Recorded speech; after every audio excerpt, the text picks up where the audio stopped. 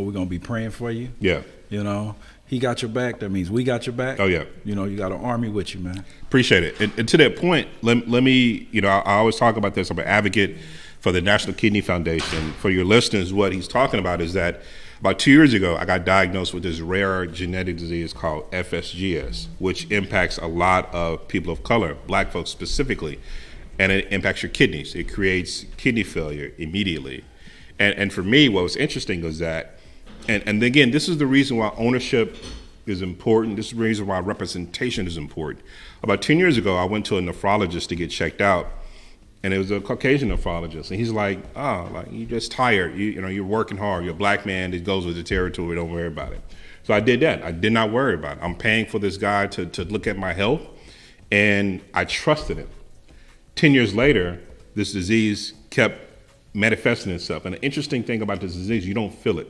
It's not a disease where you feel yourself feeling. You're like, oh, you know, you're going to go to the doctor. You just get tired. And the way that you urinate changes, but it's not significant enough for you to, like, you're not peeing blood, so you're not like I'm dead, you know, but it's just changing. And I was at a party with this young lady who's Indian American, and I was telling her about the situation, and the look on her face was horror, right? Because she's like, I was telling her, like, yeah, I couldn't get insurance and all this other stuff. She's like, you need a biopsy right now.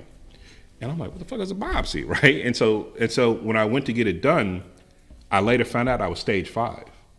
Had I not met her, I wouldn't be here today even having this conversation, because I would have been dead. Because that's a disease that has killed so many, from Fife dog to many others, right?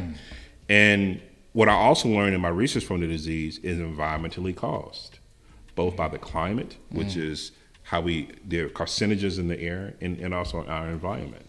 And so what I later found out was 3 of my cousins, who we all grew up around the same area in Dallas, all 3 of us have the same disease.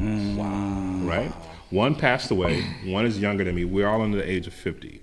So a lot of these things, the reason why I want to get more of us into clean tech is because of that. There's to drive an electric vehicle is not just to save the whales and shit in the future. It's to save Tyrone, Taj, and Rob right now. Right on. Because clean tech is a public health issue.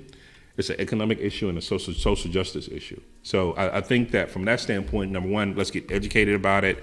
Let's really take our health into our idea, and let's talk about it. Because I think a lot of times too, people don't talk about their ailments and their illnesses. And remember, when I talk about turning your L's into learnings, I mean that for my health too, right? Because it's like somebody might be right now having the same issues that I had, being tired, having a urine have bubbles in it, and don't think nothing wrong. If you're having that, go check to a nephrologist right now, right? So I think that's one of the things we have to do. We have to always be open and honest about what's happening with us, because we don't know who's hearing that and how that's going to be impacted by them. Yeah, and